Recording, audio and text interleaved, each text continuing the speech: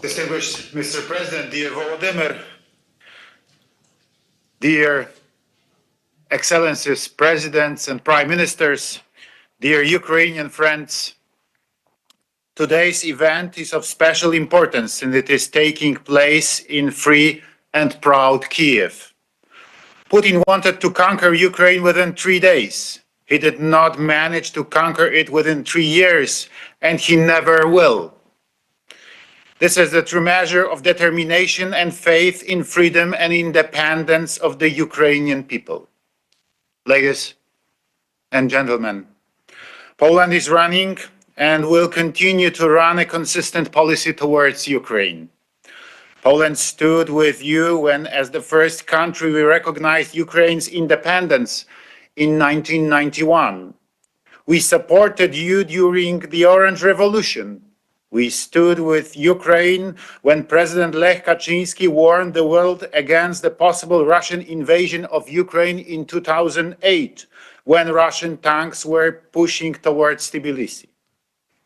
I personally visited Kiev together with President Nauseda on the 23rd of February 2022, just hours before the Russian aggression started, in order to express solidarity with Ukraine and to show Polish support in the hour of hardest trial.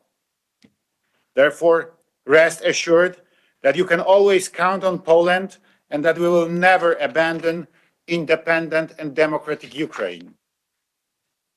We have also been consistent vis-à-vis Russia, and we will continue to act in this way. We have always warned against the true intentions of the Kremlin. What is more, we are among few nations who experience the spirit of Russian imperialism, and we have been warning the world for years where it could lead. Furthermore, we were warning Europe against growing over-dependent on Russian energy. For we knew very well that it was, in fact, just another type of weapon used by Moscow. Sadly, we were right, although our voice fell on deaf ears. Bearing in mind these fresh experiences, but also remembering our difficult and painful history, we Poles were and will continue to be consistent in our approach towards the United States. There is and there will be no better guarantor of security than the North Atlantic Alliance, with the US at its key pillar.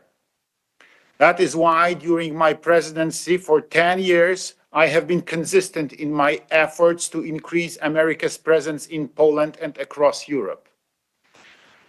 At the same time, we are not forgetting the fact that there will be no strong NATO without a strong Europe. Hence, as President of Poland, I proposed last year to raise defense spending to a minimum level of 3% of GDP by NATO allies. In Poland, we are already spending almost 5%, since we know how significant it is for us, for our security, and for our region in Europe. Only a militarily strong Europe can support Ukraine and provide credible security guarantees. Ladies and gentlemen, on the day marking the beginning of Russia's full-scale invasion of Ukraine, I wish to stress that all of us present here want peace. However, the peace that we are striving for has to be just, lasting, and backed by security guarantees. Furthermore, Ukraine must present right from the start of the official negotiations. Otherwise, a non-lasting peace will rapidly turn into another lasting war, perhaps even more bloody one. Thank you. Дякую вам дуже, пане президенте. А зараз